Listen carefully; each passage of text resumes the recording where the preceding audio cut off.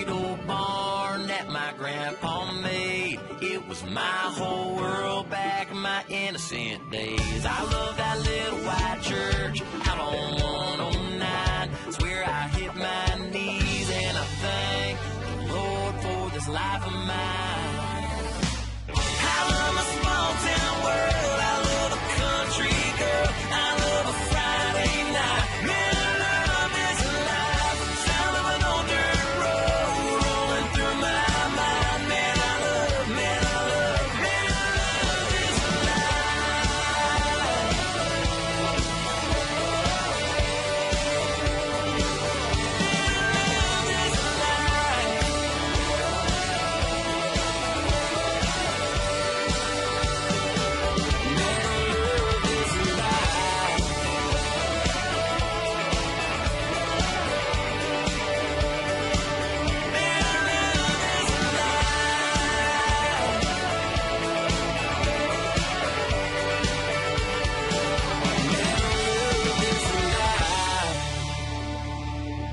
KWCD Bisbee, Sierra Vista.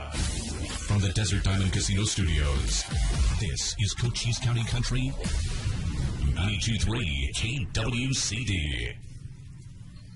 From the Cherry Creek Media Newsroom, I'm Ken Robinson. Public hearing on tax levy, 2021 spotlight breakfast coming up, and controlled burns on Fort Huachuca. We'll be back with these stories and more right after this. Staples Connect has everything for back to school at amazing prices. Right now, Crayola 12-count colored pencil bonus packs, 10 plus 2 Crayola marker bonus packs, and Staples pencil boxes are just 97 cents each. So your student won't just be ready for school, there'll be tons of drawings to hang on the fridge ready. We're going to need a bigger refrigerator. Visit your local Staples store or staples.com/back to school today and get more than ready for school with amazing prices for everything on your list. Ends 9/18, limit 30, prices may vary online. Sierra Vista City Council, in a public hearing which is scheduled for a vote on August the 12th, will set the annual property tax levy. The proposed tax rate equals 0.1108 per 100 of assessed valuation.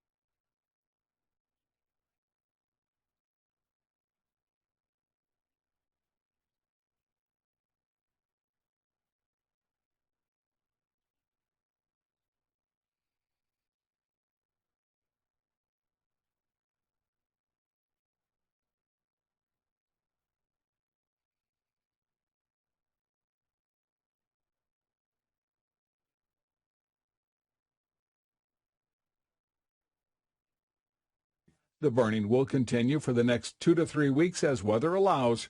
The community will have no smoke impacts and no structures or power lines will be threatened. Ken Robinson, Cherry Creek Media News. First Watch Now. What you need to know from the Cochise County Sheriff's Office. Hosted by Cochise County Public Information Officers Carol Kappas and Grady Butler.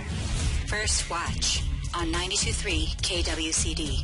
And it's brought to you by Sulphur Springs Valley Electric Cooperative, giving you an inside look into your sheriff's office. I'm Grady Butler, and with me is Carol Kappas, Public Information Officer with the Sheriff's Office, and Sheriff Mark Daniels. Good morning. Good morning, Cochise County. Hello, everyone. All right, well, where are we going to start today? Well, let's start with how was your trip?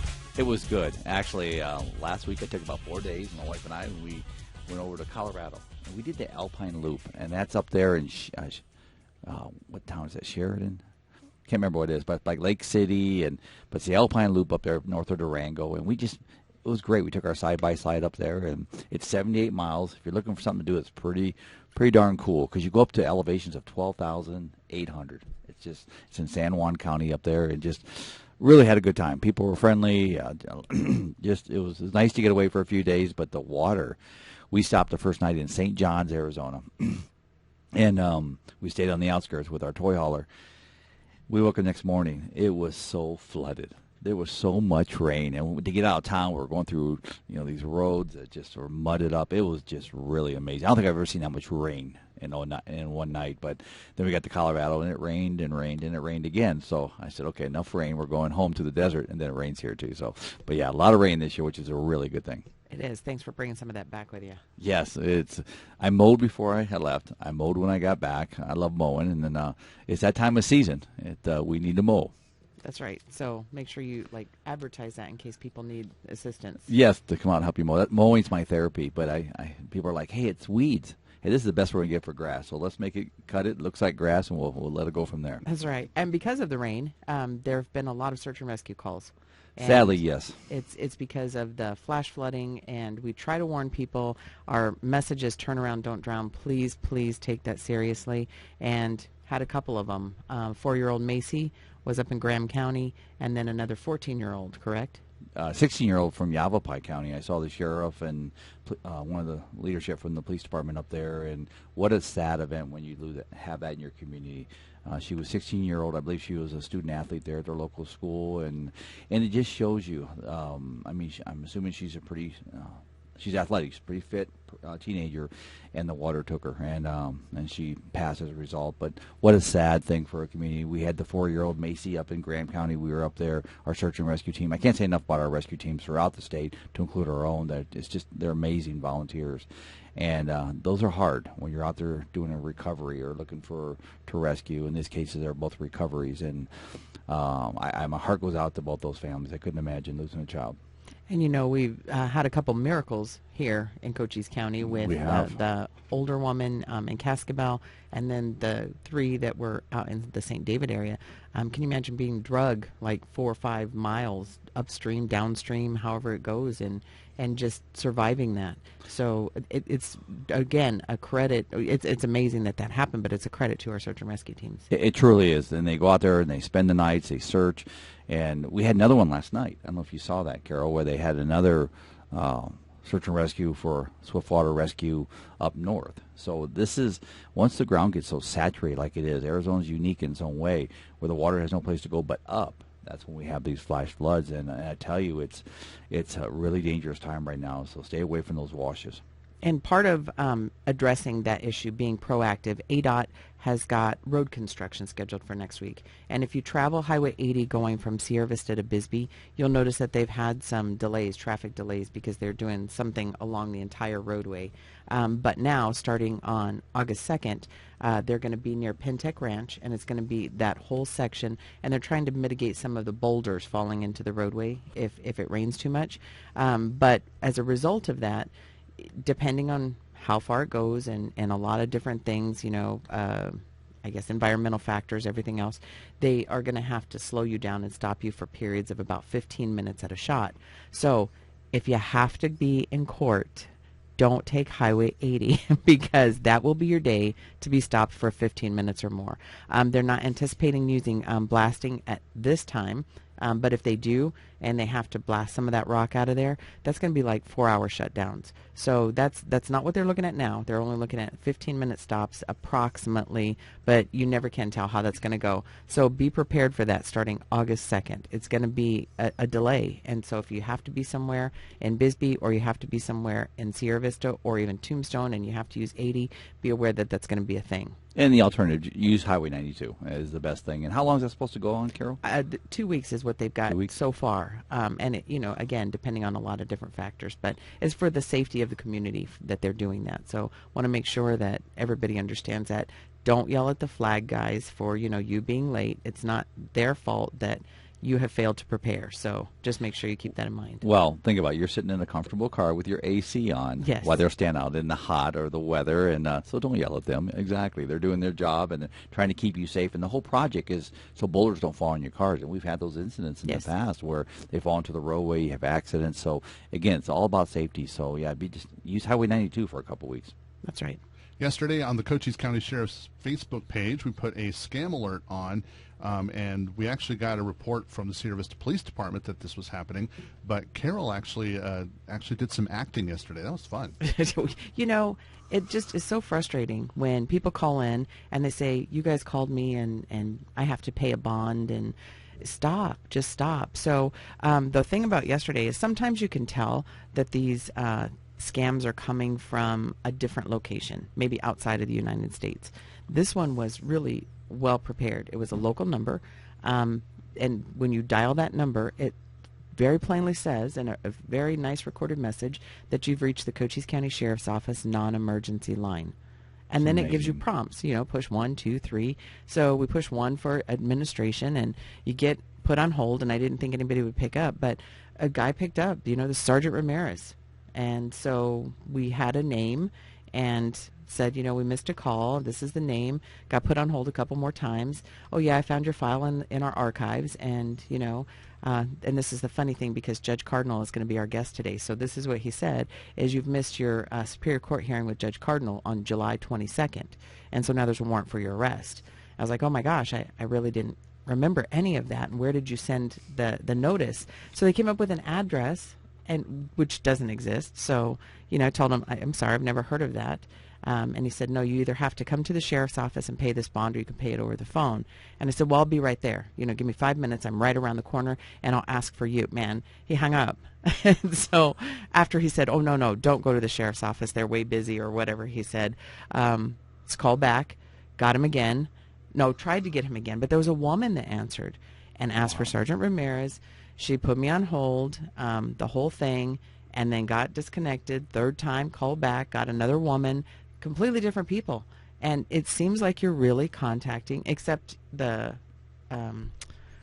Super Bowl party going on in the background. It sounded like a call center, yeah. Yeah. There was a lot of noise. And I even said that. I said, gosh, it sounds like you guys are having a party. And he says, oh, no, it's just because we're so busy at the sheriff's office. Yeah, okay. So by the time all of that ended up, I got hung up on 3 times, and then I dialed back, and they had disconnected the line. And I tried a couple more times throughout the day, and the line's disconnected. But I'm going to tell you, they're really good. If you did not have any knowledge of that, they're really good. And you may, in fact, think that you owe money.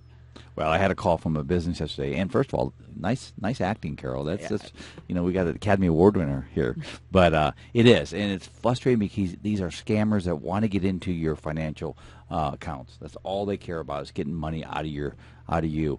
Well, I had a business owner call me, yesterday morning, and I called him back, and he was telling me that, and he was, rattled. He really thought something. He knew he didn't do anything wrong. But obviously this rattled him because it felt so real. And he made the comment, it's funny you say this, he made the comment that it was a local number, which made more credibility to it. And so I told him, just tell him I'm going to call Sheriff Daniels.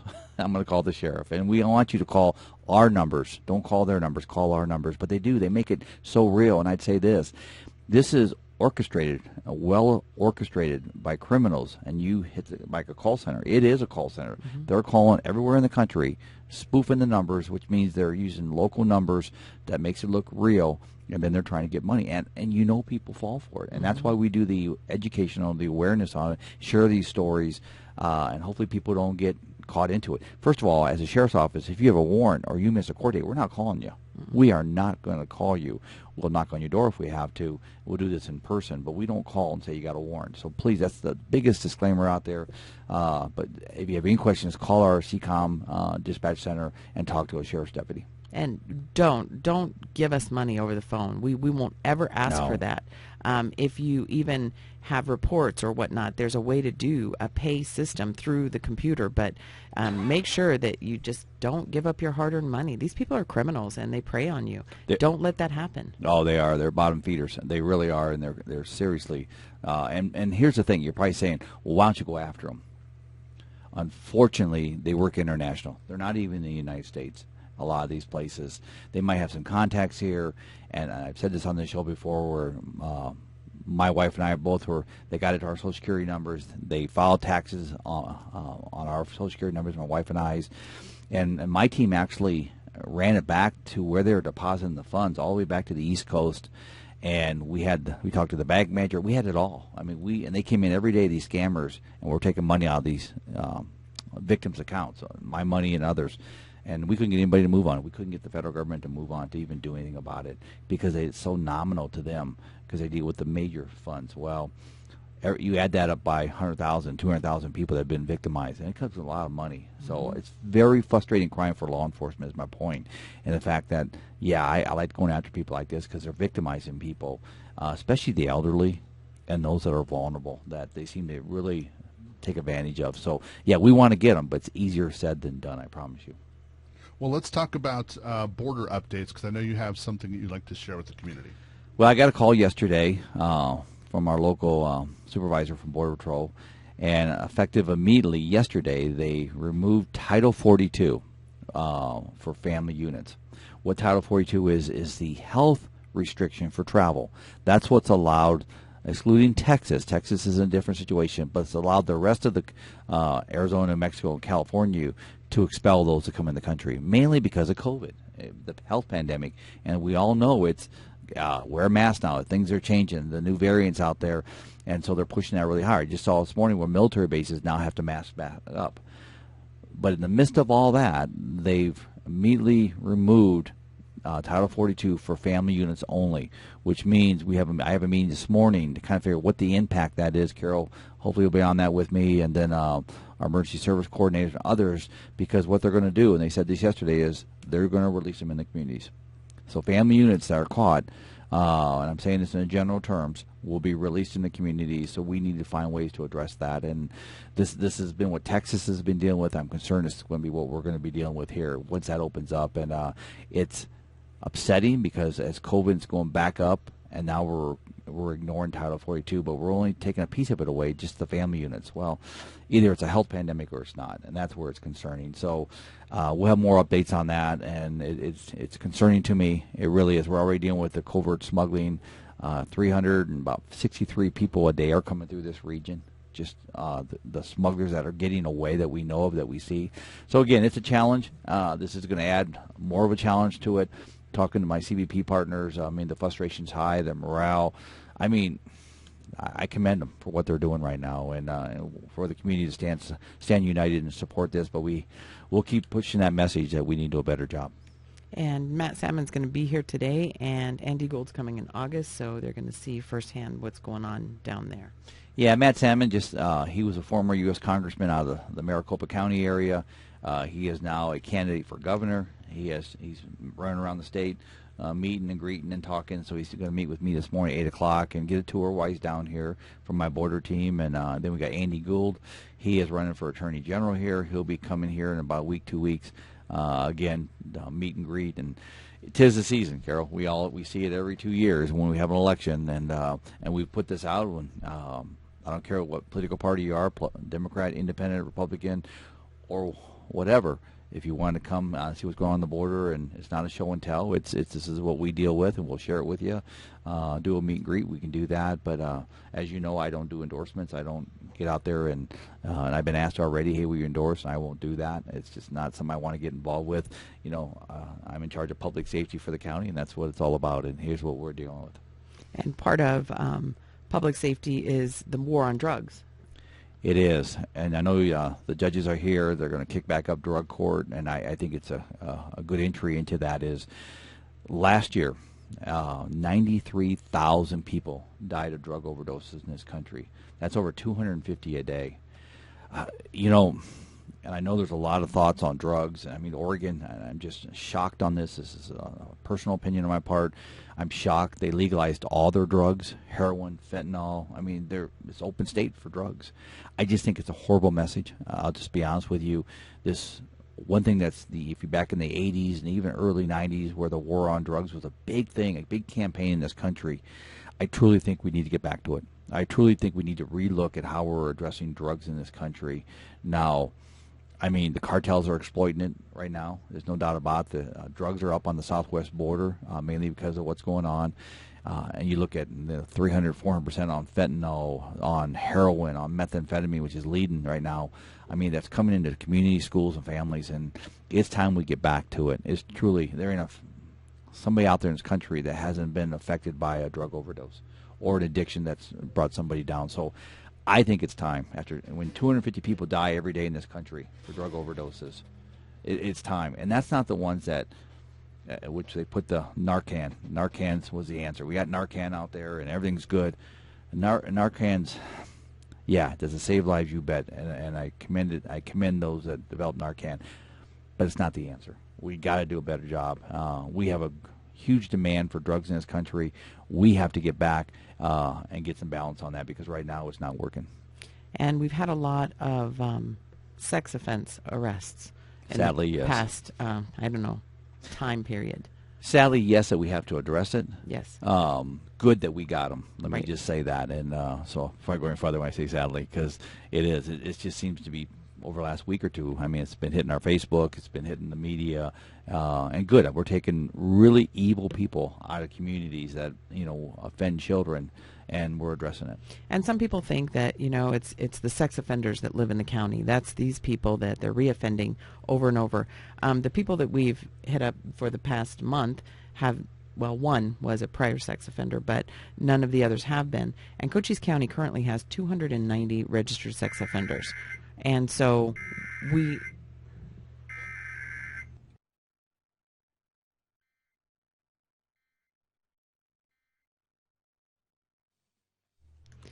So 290 registered sex offenders in Cochise County that we manage with two people. Our sex offender management team do an outstanding job. Manny and Martin are out there making sure to keep on top of all of the people who are registered and keeping them where they need to be, keeping tabs on what's going on, and they're really compassionate and caring and dedicated in doing that job. So we appreciate that. And the people that have been arrested are going to just now join our ranks if a conviction is achieved. Well, they do. Manny Martin, our sex offender unit, which you oversee that, Carol, they do a very good job. I remember I took over as sheriff. I sat down with them, and I made it very clear, and they were very good about it. One of the requests was those that go outside of compliance. They move, they don't tell us where they move to, or they take off on us, or they're just not in compliance per the court, which sets the rules for us. We issue warrants for them. So we go after them. I think we got 3 wanted right now, 3 fugitives. We're actually down to 1. Down 1, good. Yes. So, and that just goes back to the aggressiveness of it. I don't want, I know the community doesn't want sex offenders running around the community, and we're not holding them accountable. So kudos to Manny and Martin for what they do. Thanks for you, Carol, on that, because it is, and not everybody that's a sex offender is on that. It's based on the courts. People get mad, and we get calls on it where, hey, this person's a sex offender, why he's not on your list? It's based on what the court designates level they're at, correct? Am I wrong on that? Our guys do the levels, but the court says if they have to register or not. So a majority of the time they do have to register. But again, the levels, if they're the lowest level, we're not going to do community notification, because it's a 15-page psychoanalysis assessment, and it tells you if they're going to reoffend or not. So if they're at the lowest level, what we can do is manage them and make sure that they maintain all of the things that they're supposed to maintain with us. Yeah, and we do a very good job of keeping the public notified when we can, like you just explained, but also holding them accountable to make sure they're within compliance as the court has prescribed. And these arrests we've had, I mean, they did the whiteout, the sting operation, and got a couple there. I know our unit yesterday, over the last 40 hours, arrested an individual out of Tombstone. That's on our Facebook. And then I was talking to our supervisor in our general crimes yesterday, and they were going after another one yesterday. So kudos to them. To me, that is a priority in law enforcement, to take people like that victimize our children in our community. I mean, I coach, and so many other out there, to all our teachers that are coming back here next week, and kudos to our teachers, for I don't forget to say that. Thank you for coming back to our schools. But they're out there trying to help kids grow and succeed, and you got people like that are violating them. So good job to our law enforcement out there. Coming up on the 4th of August, there's going to be a hiring fair that we want to invite everybody to. That's getting a lot of news too, Carol. Yeah, it is. It's the Veterans hiring fair. That's on the 4th. But then we're also going to have a public safety first responder hiring fair the last Friday of August, the 27th. And so that's going to be at the mall at Sierra Vista. So we're really looking forward to that. Just making sure that we get out there, let people know we're looking for deputy sheriff trainees. We're looking for detention officers. We're now looking for support services for the clerical side of it. So make sure if you're looking for a job, take a look at the county's website and reach out to us. Yeah, it's good they're doing that. I know I just saw an email the other day on it from the medical side, the EMS side, that they're having this hiring fair. So it's good. I mean, public safety is a great place to work. I'll just say that. I know it's been a scrutinizing year, but I'll tell you, we weren't fractured here. Can we do things better? Of course we can. We all can. But the reality is, I mean, we've held ourselves together, united in this community, local, state, and even federal, with what they're doing with it on the border. We're a great community of law enforcement, and so come on out. And school is getting ready to start. So yes. Please watch for those school zones. Watch for buses. Don't try to pass them. Yes, and that's the biggest thing. You go down the highway, especially on 92, where it's 4 lanes, in the Hereford area, once you pass Ramsey South, I mean, Palomino School picks up all down through there, and they'll stop right on the highway and get these kids. Well, never fails, and we'll be tailing these buses. I know DPS will be out there. We'll be out there. Service to PD be out there, and all law enforcement agencies looking for those violators that disregard safety when kids are getting on school buses. And if you pass a school bus, you're going to be cited. That's a zero-tolerance citation. There's no, hey, did you see the bus? You got to slow down. No, it doesn't work that way. Starting Monday when school starts, we'll be out in force looking for that. And that's my safety message. If you see a big orange bus, you can't miss them. It's one step below the sun. And you see the red light and the stop sign come out, you have to stop. You truly have to stop. You can't say, well, it's 2 lanes over, it was okay. No, it doesn't work that way. And worst case scenario is you hit a kid. I mean, that's a bad deal. And there's a lot of issues coming there. There's so many videos on YouTube or wherever where you can see where kids are actually impacted by these types of actions. And there's one I just saw yesterday that was horrifying. It was absolutely horrifying. The kid fortunately got up and walked away, but you don't know what happened after he walked away. So please, you don't ever want to see that in your windshield. Well, and let's face it, especially a lot of our younger kids, even some of our high school kids, I mean, they're not paying attention. I'm not being mean. They see the bus. That's what they know, that they need to get on that bus. They're not watching for you. You need to watch for them. And I know parents all say, watch for traffic and stuff. But we know, we've all had kids, is watch for the kiddos out there, because you don't want to hit one of them. If you do, it's going to change you for a long time, if not forever. So slow down, be patient, look for the orange buses, and let's get our kids safely to school.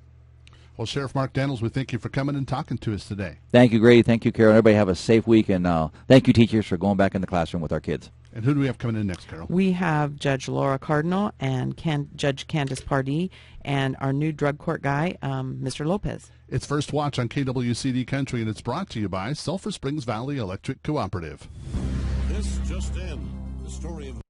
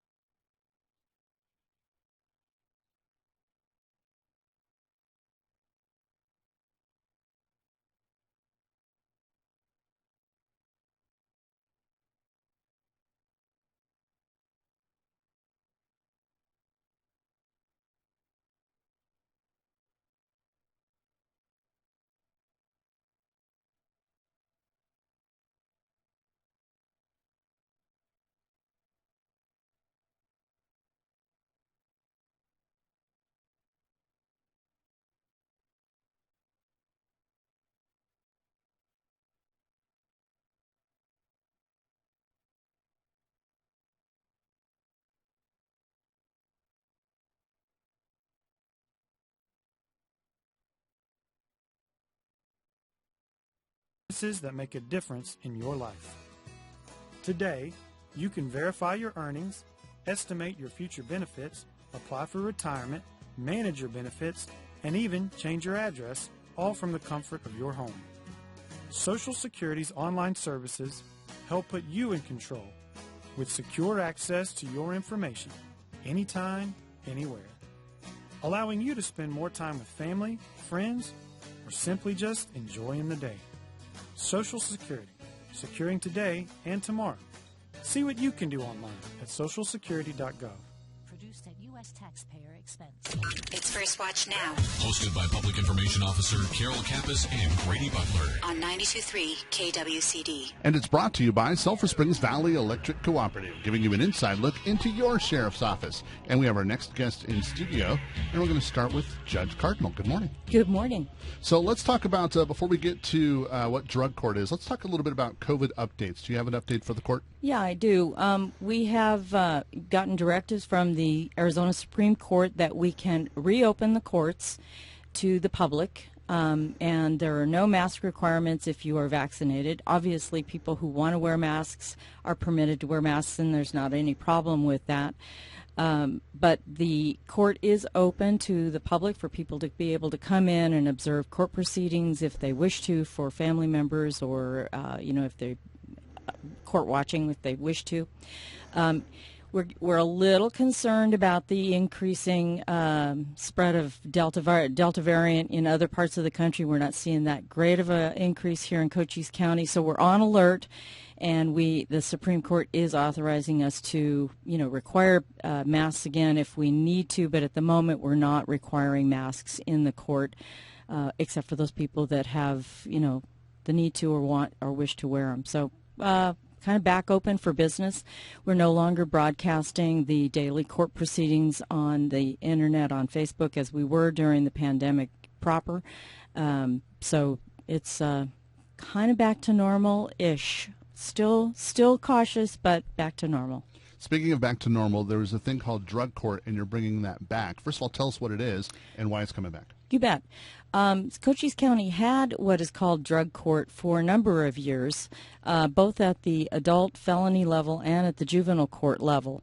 Drug court is an alternative disposition for people who are charged with drug offenses, for them to get into a program, usually at least a year, sometimes up to 18 months, or depending on the need of the individual, for them to interact with the court on a regular basis, weekly basis, to monitor counseling, to participate in urinalysis to see if they're using, to make reports on progress in their lives and in counseling. And the efficacy of drug court has been pretty well established. It's a national style program. It's all over the country. Drug courts are all over the country. And it has a good effect in kind of giving people a support system. It's not AA or NA, but it's kind of got a similar concept that it is just a regular source of support for people who are fighting addiction, who want to fight addiction. And the benefit for it to be through the court system is that if they're charged with an offense, a felony offense, it can result in that being reduced either to a misdemeanor or dismissed outright. So there's a real bonus for people to participate, both in terms of support, in terms of services that they can get, and then the ultimate disposition being eliminated from their permanent record, so to speak. We had drug court, as I said, at both levels, and it was shut down a couple of years ago. And I'm not exactly sure why, but it was closed down, and we have had no drug court in the county for a couple of years. I started to receive a lot of interest from prosecutors, from probation officers, from defense attorneys. Why don't we have a drug court? So I took it to court leadership, to Judge Dickerson, who's the presiding judge, and he said, let's see if we can get it put together again. And we were able to get a lot of interest in it. We've had some big meetings about putting it together. Law enforcement has expressed a huge amount of interest in getting drug court back into place, because we see a lot of carnage out there as a result of drug use. We have predominantly a lot of users of drugs in Cochise County, from north to south and east to west. And that with the rise of fentanyl and heroin, we're just seeing lives lost and families broken apart. So the use of drug court, we hope, will be a nice adjunct to other treatment sources that we have in the county. Not a lot of, but we hope it'll be a boost. To that end, we got funding from the Arizona Supreme Court to support staffing of the drug court, including a drug court coordinator and a drug court judge. We have the good fortune to have Judge Candace Pardee, who is a judge pro tem for the Cochise County Superior Court, who's got about 30 years of experience in prosecution in Gila County and Cochise County. And she has agreed to serve as the drug court judge here in Cochise County, which will be a very large commitment. And I am so grateful to her for taking this on. It's going to be hard work, but I think good work. And I'm really pleased to have her here today with us. Yeah, she is in studio as well. So is there anything you'd like to add to that Drug Court 101 kind of class there? The thing that I think is really important that we've seen with drug court statistics is that part of this appearance with the judge and the drug court team and the individual that is in drug court is that there needs to be they need to be treated with respect, and they need to have knowledge of what the negative consequences can be if they aren't following the program, and the positive consequences if they do. And we're talking like little things, like perhaps getting a card so that they can go to a restaurant or something as, you know, a winning thing for successfully accomplishing that week's worth of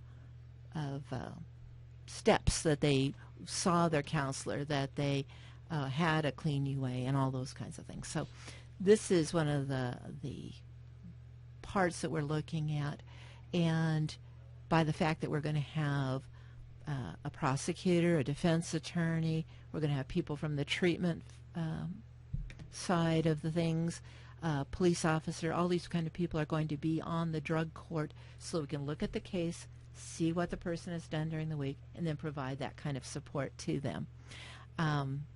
And that's why I'm so excited to bring Dan Ramirez on as our coordinator, because that is like a really essential opinion that we need to screen the cases, to let us know who's been doing what, to keep track of everyone. So, Dan? Yes, Dan. Hello. How are you? Go ahead and get right close to that mic. Hi. So what is your job in the drug court? What is your role? I'm going to be the drug court coordinator and the probation officer assigned to the drug court team. And what I would like to say about drug court is that just kind of to touch on what both the judges had said, is that it is a treatment-based judicial program, and it uses specific interventions to redirect negative behavior, but also promote and encourage pro-social, positive behaviors. And as Judge Pardee was saying, because we have the court hearings on a weekly basis, the expectations are a lot more clear for the participants or the defendants that are participating in it, where they understand on a weekly basis what's expected of them, and they also understand the consequences of not following through with those, or not following through on the expectations. And we try to focus on the positive behaviors. So by simple things like, you know, the judge acknowledging to the defendant in front of all the participants, the treatment agencies, and everyone that's involved, you know, thank you for remaining sober this week. Thank you for attending all your treatment appointments, and great job on obtaining employment. By focusing and acknowledging those behaviors, it actually encourages the defendant to continue those practices. When consequences have to be imposed, like I said, the defendant is aware what the consequences are going to be, because we talked about it last week. If you don't follow through, this is what you're facing. So the defendant also has buy-in to their own expectations, to the consequences that could be imposed. And what I'll say about drug addiction is that research shows that it's complicated.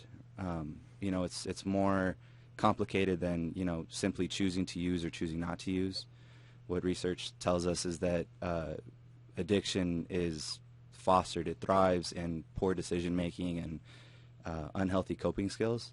And so drug court doesn't just take professionals that sit back and preach sobriety like it's part of it, but our biggest influence, our biggest practice is helping defendants kind of engage in more of a critical thinking of their own attitudes, thoughts, and behaviors, and trying to actively be a part of their decision or their process of changing their lives to achieve and reach sobriety, which is a difficult thing, for people that are struggling with addiction.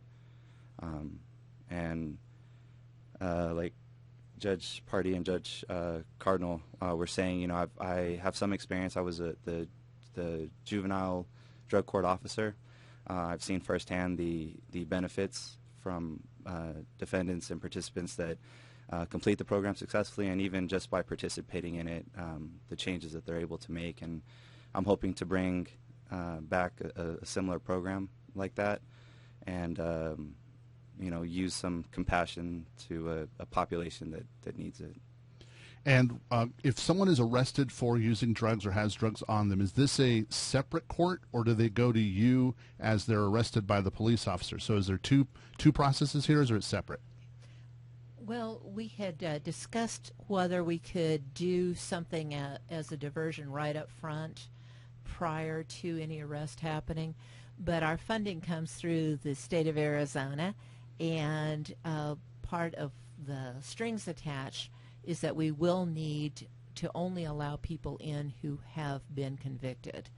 And actually, some of the drug court studies show that because we are expending a lot of money and time and resources, we really should be expending it on the people who have demonstrated the biggest need for it and the biggest possibility of going to prison and things like that, because for a first-time offender, you might have just the fact of being arrested might be enough to scare them straight. So why waste all this time and resources on them?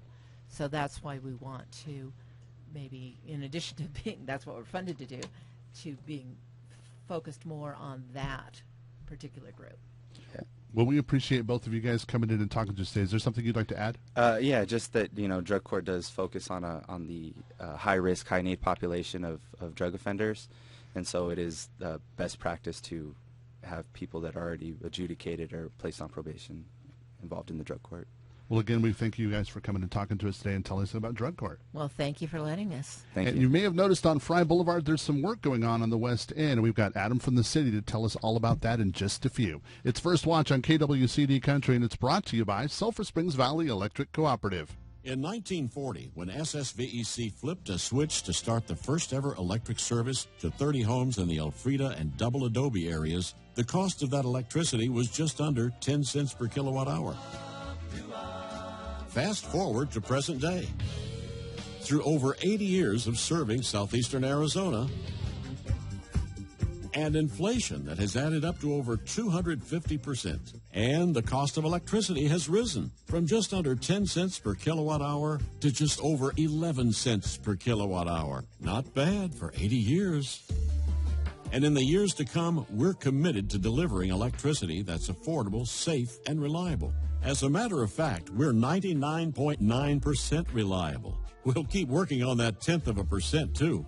Watch a 5-minute video on SSVEC's history at ssvec.org. Sulphur Springs Valley Electric Cooperative, owned by those we serve. Your CBD store will be taking part in National CBD Weekend, August 6th, 7th, and 8th.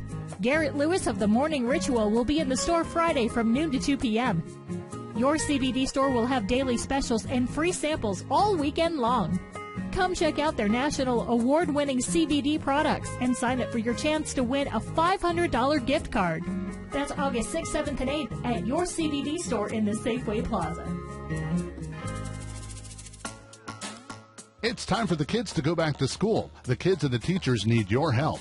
Not all the kids have the supplies needed to start the school year off right, and teachers often have to fill the gaps from their own pocket. Everyone needs supplies, and that's where you come in. Donate pens, pencils, papers, rulers, anything that can start this year off with an A+.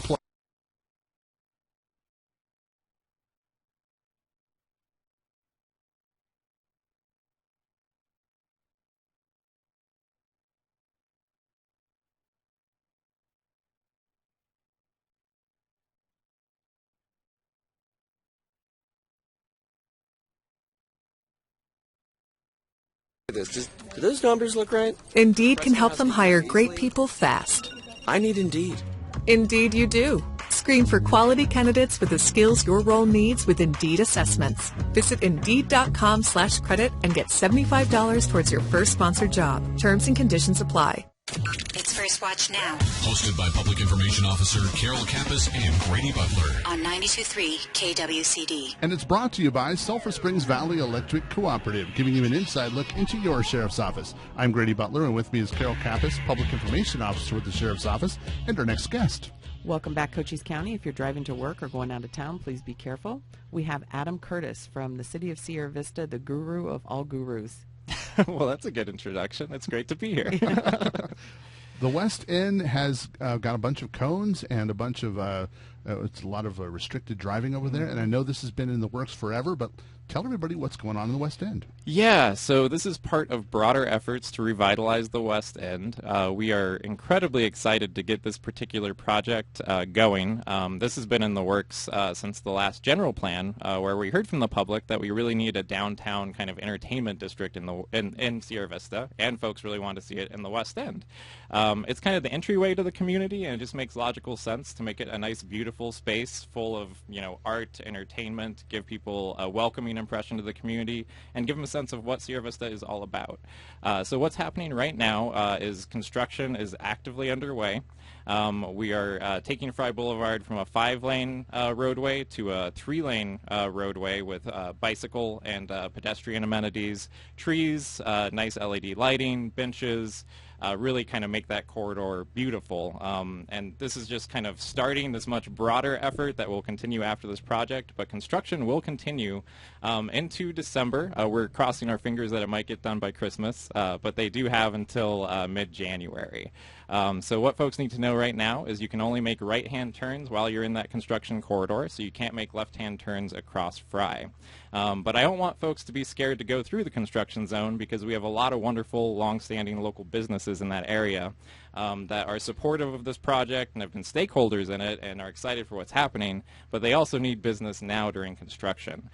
So it's incredibly important that people get out there. If you haven't seen these businesses, drive slow through the construction zone, because we want the KE&G workers to be safe, but that also gives you an opportunity to check out what's around there and maybe plan some trips to check out some of these awesome local businesses while construction is still going on.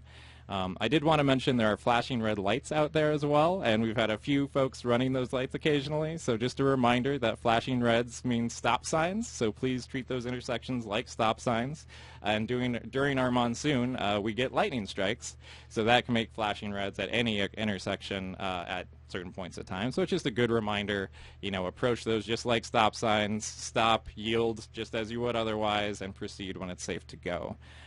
Speaking of lightning strikes, I can share a little update on what happened at City Hall on Wednesday too. What happened? So around 4:30, I was in the office at that time. We had a very close lightning strike. It likely struck somewhere in our parking lot. It might have struck the communications tower directly. We're not really sure.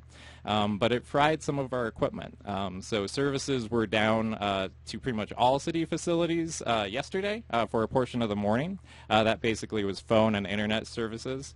We've restored it mostly today, but there are a couple of facilities still lagging. So the transit center and airport still don't have phone or internet services right now, but everything else is open and back online. That includes the Cove, which has an awesome event tonight. The Tsunami Night, I believe, gets started at 6 and costs $10 for entry, and that includes pizza and refreshments. Very happy that their network has been restored so they can have point-of-sale system for their event tonight. So definitely go check that out. And we will be doing regular server maintenance on Saturday, which shuts down all this stuff again, ironically. So Sports Division and Cove will be down again. So if you go to the Sports Division or Cove on Saturday and you need to pay for something, be prepared to bring cash. Expect the point-of-sale system to be down. We're going to post some alternate phone numbers on Facebook today if you do need to reach staff at the Cove or the Sports Division. So it was a little bit of excitement. Definitely fried some of our equipment, and we're assessing some of the damage, but glad we were able to get much of it fixed and back online really quick. So kudos to our IT staff for working really, really hard yesterday to get that done. It was a very significant surge from that lightning strike, definitely. So I do have a couple other things I could talk about, too. I know you guys know about CCOM, and we shared some news earlier this week. There's also on the Cochise County Sheriff's Office Facebook page if people want to go check it out. But basically, there was a life-saving event that just worked in a way where we're actually able to tell this full story and show how this new capability at CCOM can really benefit people. So CCOM uses something called the Priority Dispatch System, and that basically comes with all these protocols. And it lets a dispatcher kind of do a lot more while they're on the call with you. So while they've already dispatched units and they're on the way to help you, the dispatcher is going to be asking you more questions and giving you more instructions. So in this particular case, a gentleman in St. David was at home and there's construction going on his home, and he's just filming it for posterity. And while he's filming, you can actually see a construction worker on the left side of the frame collapse, and a coworker runs up to him. And that individual suffered spontaneously a sudden cardiac arrest, pretty much out of nowhere. And this individual fortunately had an AED at his home, so he immediately called 911, got connected with CCOM dispatcher Rebecca Colby, who then was able to walk him and the coworker through how to use the AED, how to perform compressions, what to check on. And through that, the duration of the call was about a little over 8 minutes before EMTs were able to arrive. The individual was initially not breathing and unresponsive. By the time medics arrived, he was breathing regularly, or at least breathing adequately and responsive. And he's doing well right now. The individual, the property owner, was Lloyd Copes, and you can read more about that story on the CCOM Facebook page or the Sheriff's Office Facebook page. I think there might be some more news coverage of that as well. But it just really illustrates that our dispatchers are heroes too. I mean, they're the ones that will help you first. I mean, you always think about the firefighters or police officers who are rushing to help you, but thanks to these protocols, we can remove the liability issues out of the equation, which lets our dispatchers offer you direct guidance, which in some cases can be life-saving, which is just absolutely incredible. And we have a wonderful team over at CCOM, and we are currently hiring over there. So if anyone is interested in exploring that career path, it is a really meaningful job. And if you kind of have that service mentality and want to learn more, check out our website at sierravista.az.gov and look for the employment opportunities page, and you'll see that job description and learn more about how to apply. But yeah, those folks they're not out front. You know, you don't see them around as much. You don't think about what goes on behind the scenes, but they do incredible work, and they're able to do more now than ever thanks to the capabilities over at our regional dispatch center, which is CCOM, and that serves people throughout Cochise County. Other stuff that we have coming up. I don't have a good transition for this one, unfortunately. But well, the first ones were flowing. I know. Well. I kind of lost this one somewhere. King of the segue. I know. But we've been doing these Rec and Roll events in July because July is National Park and Recreation Month. So we've had 5 of those videos actually, and we just posted the last one. And we're doing our last Rec and Roll event on Saturday from 10 a.m. to 2 p.m. at Soldier Creek Park. And this actually connects with the whole story about the West End. We've done some improvements at Soldier Creek Park and Landmark Plaza, which is just across Garden Avenue. The idea is to have kind of a community event space we can activate, have some food trucks, some entertainment, some regular events out there, that kind of thing. So this video kind of shows off some of the recent improvements at Soldier Creek Park, also talks about the history. And then this event on Saturday is a free event, a bunch of family-friendly activities. The county health department's going to be out there with free COVID shots, and we're actually going to have a dunk take with city staff and at least 2 council members, I've heard. So if you ever want to dunk a council member, Saturday is your chance at Soldiers Creek Park from 10 a.m. to 2 p.m. Great family event, face painting, games, all that kind of fun stuff. So definitely encourage everyone to bring out the family and enjoy that event. It's going to be a great time, and it's a good opportunity to check out those improvements. And I'll just bring it back to the West End revitalization and all that, and tease our upcoming State of the City event. If you want to learn more about all these important projects, better understand our longer-term vision, and get a sense for everything the city's been up to, we have our annual State of the City events called the Spotlight Breakfast on Tuesday, August 10th. And you can find out how to register, again, at our homepage at sierravistaaz.gov. It's going to be over at Cochise College. And we're going to cover not just the West End revitalization. It's kind of, just a great opportunity to see everything we've been up to over the last year, kind of the most important highlights, and get a sense for the Council's newest strategic leadership plan and our priorities for at least the next 2 years, and really get a sense for what we're working on, meet and hear from your city leaders, and also network with other people in the community that are active and professionals and interested in what's going on. You have so much information. We love it when you show up at the show. Yeah. Wow. That was I'm trying to absorb it all. I know. I think I hit everything. I think I got to everything. I'm definitely happy to come back anytime and go into greater depth on stuff. You're great, yeah. But yeah, the Spotlight Breakfast is a great opportunity. It costs like $27 after taxes and fees and stuff. So if you're new to Sierra Vista, want to get more involved, or just a local leader, I mean, it's going to be the place to be on August 10th. Well, and we thank you for coming in and sharing all of Sierra Vista's information from us. That was very educational. Thank you very much. Yeah, thank you guys for having me. And Carol, how do they get a hold of us at the Sheriff's Office? You can take a look at our new webpage at cochise.az.gov/sheriff, and we have our Facebook page at Cochise County Sheriff's Office, Sheriff Mark J. Daniels, and that'll take you to our Instagram and our Twitter account. So go ahead and take a look, see what's going on. It's First Watch on KWCD, brought to you by Sulphur Springs Valley Electric Cooperative. You've been listening to First Watch with the Cochise County Sheriff's Office. Hosted by Cochise County Public Information Officers Carol Kappas and Grady Butler. Join us again next Friday morning, 7 to 8 a.m. First Watch. What you need to know from the Cochise County Sheriff's Office. Only on 92.3 KWCD. This just in. The story of who really owns your electric company. The real owner of your electric company is you. Yep, if you